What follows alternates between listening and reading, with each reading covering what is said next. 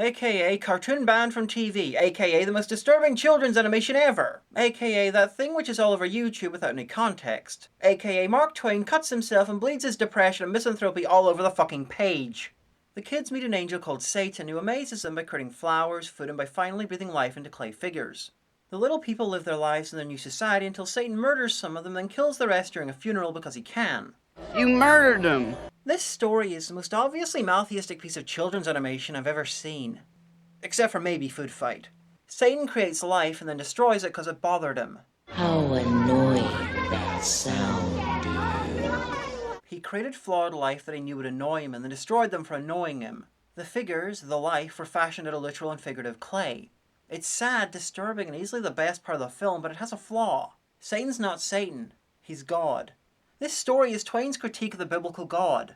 He created this land and people from clay like God did with Eden and Adam. He chose to create them in such a way that they'd inevitably do something that would drive him to destroy them. It's a counterpoint to Adam and Eve earlier on. Flawed creation, fashioned from clay. The only thing missing from the film to move this into really fucking obvious territory is the lack of a Noah story. Oh wait, later on, Twain rants about how God fucked up by saving Noah and his family. I want to use my influence to have the human race drowned again. This time, drown good. No omission. Game, set, match. This is the story of human beings looking at the biblical God, but not from the point of view of a creation, but in equal terms and seeing it as a monster. You might not like that term, but I've come across more than a few Christians who say the God they worship could not be considered evil, regardless of his action, because any action he does must be good by definition. I can do no wrong, for I do not know what it is. Satan here, like the God of the people I just described, cannot do evil, because he cannot conceive of what it is. But the subtext doesn't end with that. The short story is about God, but the film took the meta up a notch. Twain's dark side, his mysterious double, opens up the door to the mysterious stranger.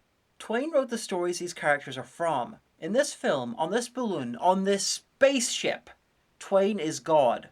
He brings life, he destroys it, and he cannot comprehend what he does to his creations because they are not real. The holy trinity of this film is Twain, Evil Twain, and Satan God.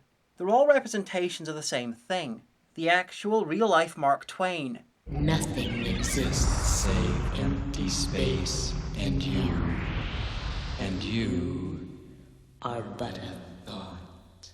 And if you think I'm reaching about my interpretation, the story was written near the end of Twain's life, and he was very anti-theistic.